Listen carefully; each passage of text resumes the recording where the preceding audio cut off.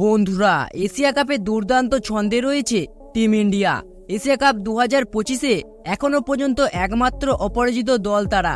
পাকিস্তানকে উড়িয়ে দেওয়ার পর এবার সুপার 4-এ বাংলাদেশের বিরুদ্ধে নামতে চলেছে সূর্যকুমার যাদবের বাহিনী। তবে সবচেয়ে বড় চমক, গৌতম গম্ভীর নাকি দলে আনতে চলেছেন জোড়া পরিবর্তন। কে কে বাদ পড়তে চলেছেন, কারা সুযোগ পাচ্ছেন, আর কেমন হতে পারে বাংলাদেশের বিরুদ্ধে ভারতীয় দলের সম্ভাব্য শক্তিশালী একাদশটি। তো বন্ধুরা, এই সমস্ত বিষয় নিয়ে বিস্তারিত আলোচনা করবো আজকের এই ভিডিওটিতে।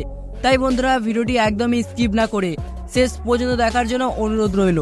বন্ধুরা, গ্রুপ পর্বে 3 প্রতিপক্ষকে হারিয়ে সুপার 4-এ দাপটের সাথে শুরু করেছে টিম ইন্ডিয়া।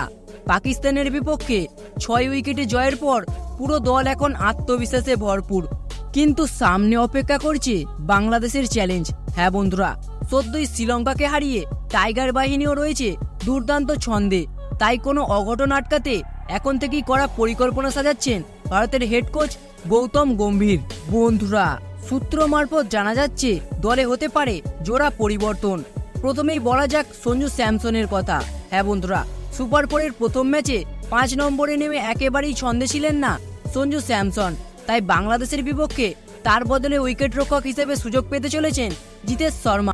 মিডিল অর্ডারে দ্রুত রান তোলার জন্য অনেক বেশি সাবলীল তিনি। বন্ধুরা, দ্বিতীয় বড় পরিবর্তন হতে পারে বোলিং ডিপার্টমেন্টে। হ্যাঁ বন্ধুরা, জসপ্রীত বুমরা এখনো সেরা ছন্দে নেই।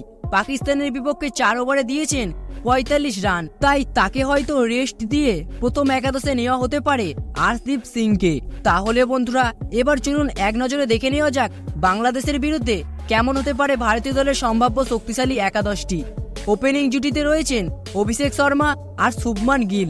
পাকিস্তানের বিপক্ষে এই জুটি করেছে বিধ্বংসী শুরু। 3 নম্বরে থাকছেন অধিনায়ক সূর্যকুমার যাদব, 4 নম্বরে তিলক ভার্মা, 5 নম্বর পজিশনে দলে সুযোগ পাবেন জিতেশ শর্মা উইকেট রক্ষক হিসেবে। এরপর মিডিল অর্ডারে শিবম দুবে আর হার্দিক পান্ডিয়া, দুজনেই ব্যাটে বলে সমান কার্যকর। স্পিন বিভাগের দায়িত্বে থাকবেন আকসার প্যাটেল, কুলদীপ যাদব আর বরুণ চক্রবর্তী। ফাস্ট বোলিং আক্রমণে নেতৃত্ব দেবেন আর্শদীপ সিং।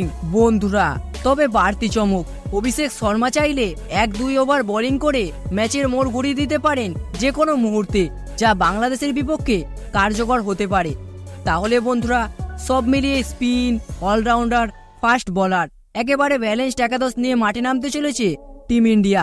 এখন দেখার বিষয়, বুধবার দুবাইয়ের মাঠে বাংলাদেশকে হারিয়ে কি অপরাজিত থাকার রেকর্ড ধরে রাখতে পারবে সূর্যকুমার যাদবের টিম ইন্ডিয়া? বন্ধুরা, আপনাদের মতে কাকে একাদশে রাখা উচিত ছিল, বুমরা নাকি আর্শদীপ? এই বিষয়টিকে নিয়ে আপনার কি মনে হয়? আপনার মূল্যবান মতামতটি অবশ্যই কমেন্ট বক্সে লিখে জানাবেন।